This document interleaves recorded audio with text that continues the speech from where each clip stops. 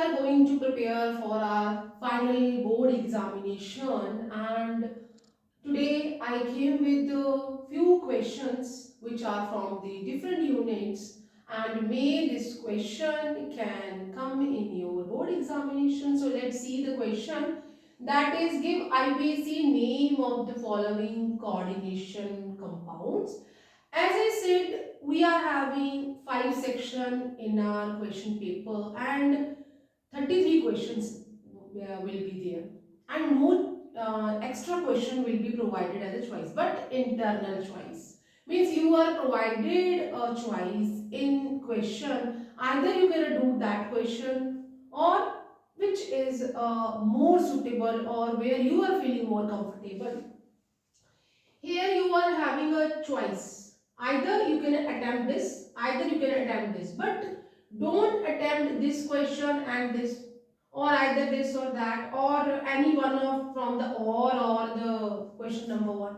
So what we have to do, if we are going to attempt this question or this, you have to be attempt which is the more convenient to you, and but the both question will be from the same question. So here we have to write the IPC name. IPC name लिखना है, और जो coordination complex है वो इस तरह से हमें दिया हुआ है. This is the coordination complex. EN है, EN. So and EN is having 2 molecule, or a chloride is there, and here we are provided with the atomic number, but while we are writing the coordination number or oxidation number, we are not in the need of atomic numbers. जब हमने IPSC name लिखना है, हमें उस वक्त atomic number की जरूरत नहीं है. एटॉमिक नंबर हमें कब चाहिए होता है, when we have to tell about the magnetic moment, और whether the compound is magnetic और diamagnetic, what is the geometry, and how we can satisfy कि ये ज्योमेट्री है, इनर ऑर्बिटल है या आउटर ऑर्बिटल है. मीन्स अगर बीपीटी और क्रिस्टल फील्ड थ्योरी हमने यूज करनी है, then we need the atomic number. But in order to write the IPSC names, atomic numbers are not to be in need. तो यहाँ पे ये मुझे कोऑर्डिनेशन कॉम्प्लेक्स दे दिया है. अब कोऑर्डिनेशन कॉम्प्लेक्स निकालते वक्त मुझे ऑक्सीडेशन नंबर निकालना चाहिए पहले, क्योंकि मैंने वो पैरेंथेसिस में लिखना है. तो यहाँ पे कोबाल्ट का ऑक्सीडेशन नंबर मुझे नहीं मालूम, प्लस दूसरा एलिमेंट स्टार्ट हो गया है, उसके कितने एटम है. यहाँ पे पहले हम लिखेंगे कि चार्ज कितना होता है क्लोरीन के ऊपर, -1 का, और कितने एटम है उसके 2, प्लस इथेन 1,2 डाइएमाइन. जो EN है वो क्या होता है, इथेन 1,2 डाइएमाइन. ध्यान से याद रखना है. और ये बाइडेंटेड लिगेंड है, मींस इसकी जो हम डेंसिटी कहें, ये 2 साइड से ज्वाइन होगा, और इसके ऊपर जो चार्ज है वो 0 होता है. तो हम जो ब्रैकेट्स है, मैं वहां पे चार्ज लिख रही हूँ और कितने एटम है, प्लस बाहर एक क्लोरीन है. ओवरऑल मुझे कोई चार्ज नजर नहीं आ रहा, तो मैंने इक्वल टू 0 लिख दिया है. Now open all the brackets and wherever we are multiplying, do it, and what we will get, that is हम ये क्या निकाल रहे हैं, ऑक्सीडेशन नंबर. ये हमने क्या निकाला, ऑक्सीडेशन नंबर निकाल रहे हैं. तो x -2 और -1 equal to 0, which implies x equal to +3. तो इस तरह से मैंने ऑक्सीडेशन नंबर निकाल लिया है कोबाल्ट का. अब मुझे एटॉमिक नंबर की इसमें कोई भी जरूरत नहीं थी. Now how we will write the name. मैंने अपने ऑलरेडी जो वीडियोस पोस्ट की हैं उनमें भी बताया है how we will write the IPSC name. Still if you need any help, you can just see. We have to just first write the alphabet कि कैसे ये स्टार्ट होगा. ये C से स्टार्ट होगा, इथेन 1,2 डाइएमाइन E से start होगा. हम सिर्फ सेकेंडरी वैलेंस जो ब्रैकेट के अंदर है मैं उनकी बात कर रही हूँ. जो काउंटर आयन है या प्राइमरी वैलेंस है उनकी हमने बात नहीं करनी, वो तो बाहर है. तो नाम लिखते वक्त C will come first and E will come after that. और जो बाइडेंटेड लिगेंड होते हैं अगर उनके 2 या 3 मॉलिक्यूल है तो हम वहां बाई ट्राई नहीं लिखते, हमने वहां बिस ट्रिस टेट्राकिस लिखना स्टार्ट करना। एज यहाँ पे 2 है तो हम पहले जितने भी नेगेटिव लिगेंड होते हैं उनकी जो एंडिंग होती है वो ओ से होती है, मीन्स उनका जो लास्ट वाला लेटर है वो हम ओ से रिप्लेस कर देंगे। तो हम नाम कैसे लिखेंगे, इसका नाम कैसे आ जाएगा, डाई क्लोराइड लिखते ना, क्लोराइडो आ जाएगा, ओ लिख दिया हमने, नेगेटिव लिगेंड था, डाइक्लोरिडो, कोई गैप नहीं डालना, ये 2 है और बाइडेंटेड है तो यहाँ पे हमने लिखना है बिस बिस। और जब हमारे जो लिगेंड्स होते हैं इफ दे आर पॉलीडेंटेड तो जो उनके बाहर हम उनका नंबर लिखते हैं तो लिगेंड का नाम ब्रैकेट में या पैरेंथेसिस में लिखा जाता है। तो यहाँ पे इथेन इथेन 1 2 डाई एमाइन, ये वाले एमाइन में एक एम आएगा, ठीक है। तो नाम क्या हो गया, डाइक्लोरिडो बिस इथेन 1 2 डाइएमाइन। और क्या है साथ में हमारा लुईस एसिड क्या है, कोबाल्ट कोबाल्ट। और इसका जो आपने भी ऑक्सीडेशन नंबर निकाला वो पैरेंथेसिस में रोमन में लिख देंगे।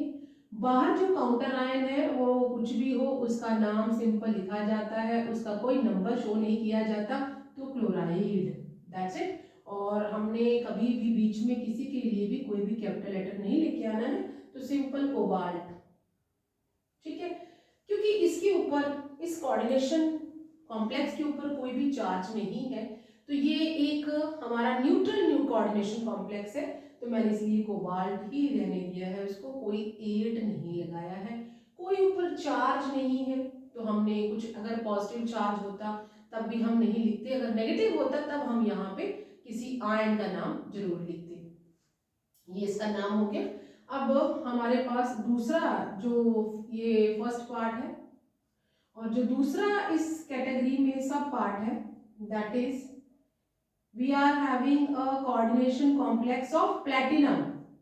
प्लैटिनम का कोऑर्डिनेशन कॉम्प्लेक्स है and that is chlorine and NO2, bracket बंद हो गई। तो ये भी हमारे पास एक न्यूट्रल कोऑर्डिनेशन कॉम्प्लेक्स है। Let's see that what we have to do. ये एमाइन है तो A से स्टार्ट होगा, क्लोरीन C से स्टार्ट होगा, और ये नाइट्राइटो है या हम नाइट्रो लिखेंगे तो ये N से स्टार्ट होगा। Alphabetically A will come first, then C and then N. So how, first of all we have to find out its oxidation number. I am not aware what is the oxidation number, so what we will do, जो amine यहाँ पे ammonia है उसका charge 0 होता है, plus chlorine पे -1 का charge होता है और एक ही एटम है इसका, प्लस नाइट्रो आ गया है, नाइट्रो के ऊपर भी -1 का चार्ज होता है और इसका भी एक ही एटम है, ओवरऑल चार्ज 0 है। अब क्या करना है हमने, try to open all the brackets, so what we will get, x -1 equal to 0 and then what we are having, -2 which implies x equal to +2. so जो प्लैटिनम है that is at the oxidation state +2 पे available है। so आप अच्छे से देख सकते हैं कि we are not in the need of atomic number while we have to write its IPAC names. Clear? So what we will do now, let's start writing the name.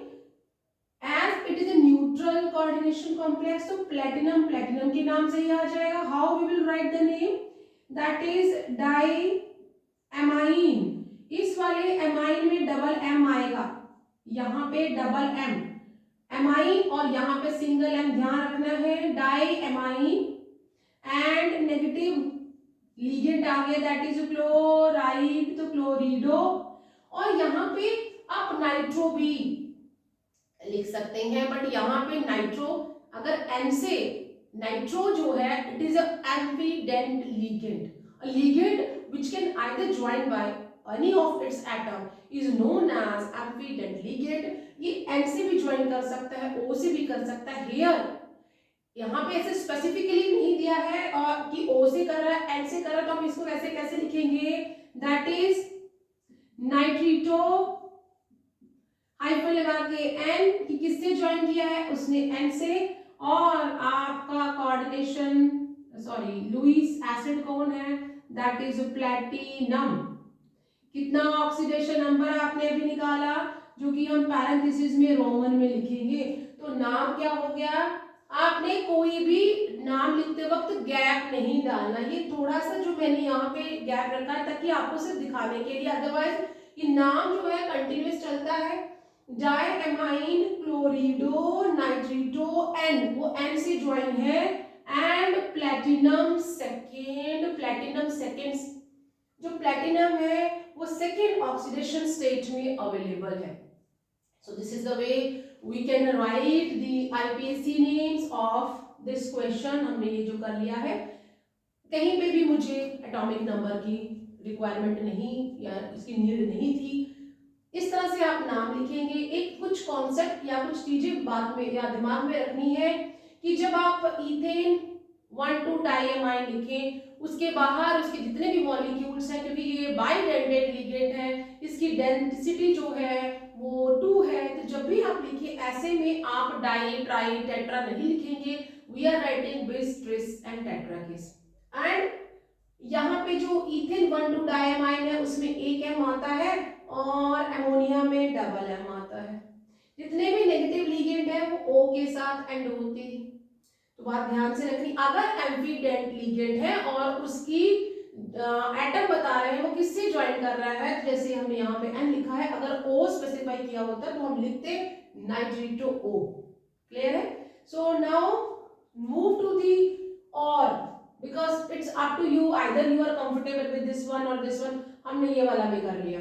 Now अगर आपको ऐसे क्वेश्चन आता है तो आप इस दोनों में से कोई एक कर लिया, तो लाओ अभी दूसरे वाला कर लेते हैं.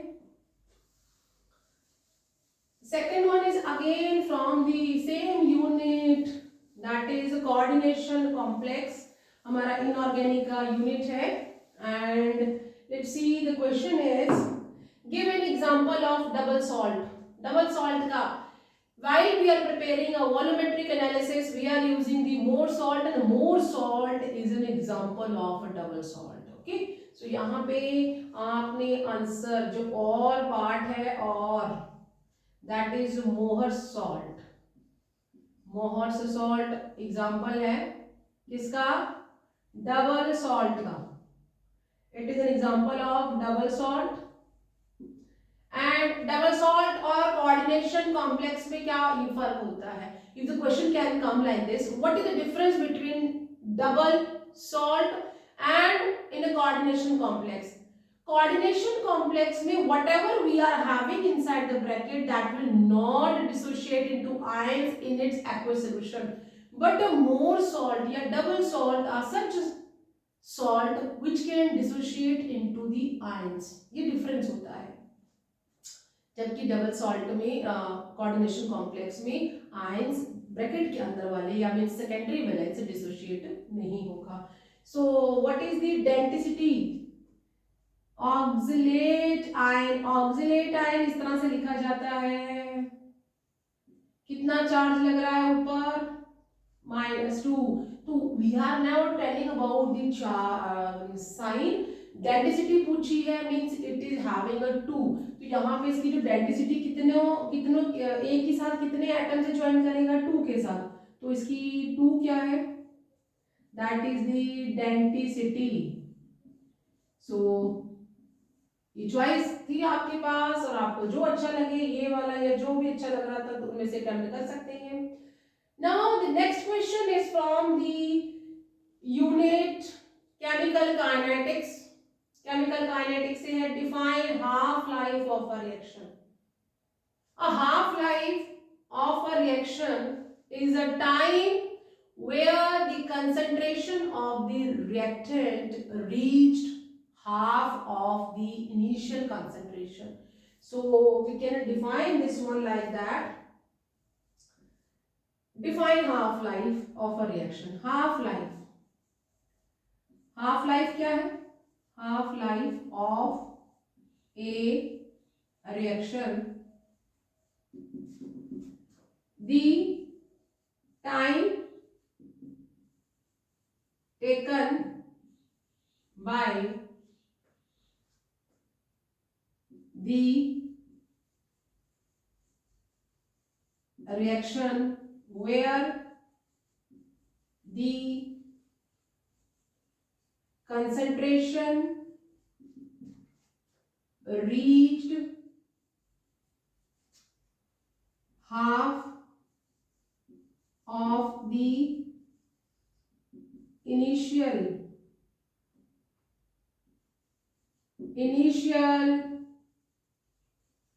concentration, वो समय इतना टाइम जिसमें जो रिएक्शन है, अब जो रिएक्टेंट की कंसंट्रेशन है वो कितनी रह गई है? Half of its initial concentration, that is called half life.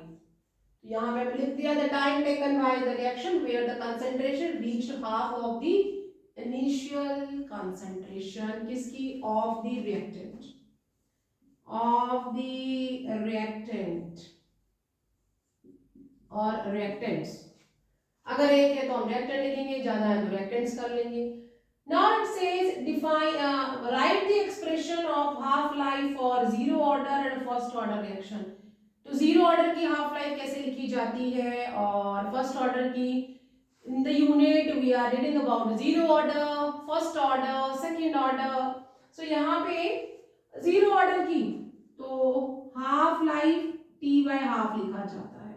ये हाफ लाइफ दिखा रहे हैं and it is equal to initial concentration of the reactant divided by 2K, where K is a rate constant, A is initial concentration, and this is for zero order. For zero order, ये zero order के लिए है. half life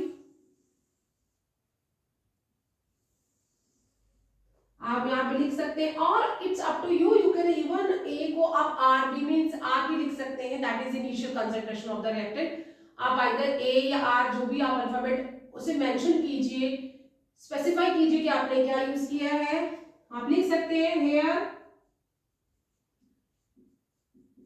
A not equal to initial concentration. क्या है ये? Initial concentration of the reactant.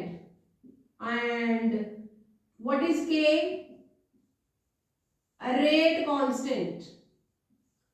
So here we can see that half-life of a zero order reaction is directly proportional to the initial concentration of the reactant or reactants. So this is for zero order. What about the first order? For first order दो expression पूछी है. For first order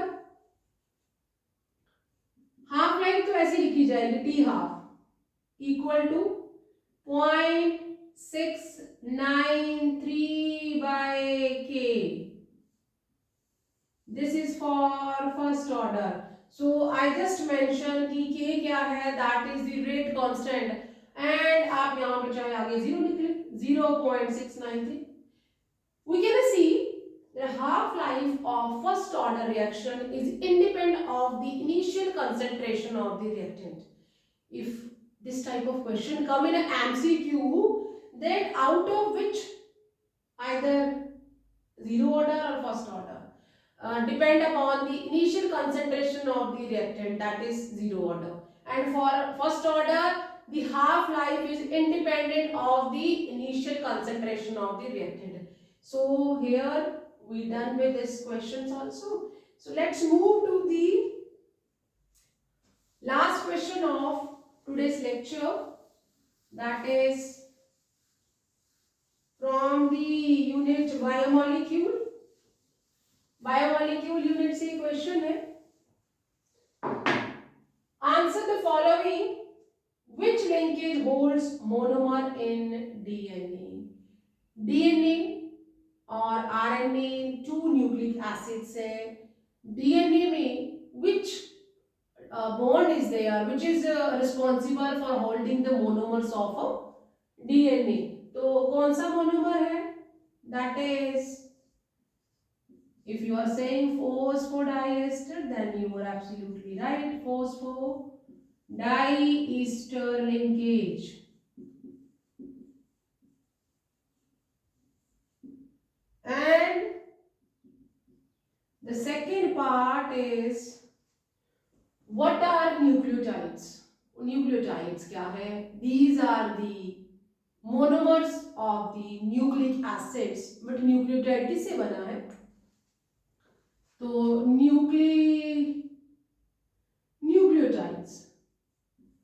nucleotides is having three subparts, that is pentose sugar,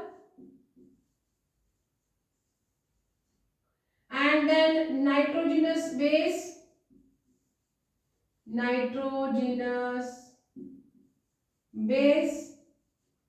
and phosphoric acid,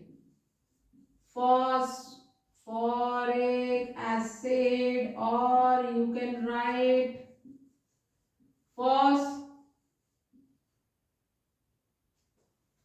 phosphorus moiety means part of that nucleotide जो है. तो pentose sugar है. हम what are the nucleotides, अगर RNA की बात करते हैं, स्पेसिफाई नहीं किया है, हमने सिंपल लिखा है pentose sugar. It can be D ribose और राइबोस शुगर. नाइट्रोजनस बेस है, दे कैन बी प्यूरिन और pyrimidine or phosphoric acid. So because it is a 1 mark question and we are sufficiently writing the words for the 1 marks, and this is the way you can attempt the question. In my next video I can come with the new questions and from the different units which can help you to get a good marks in your coming board examination.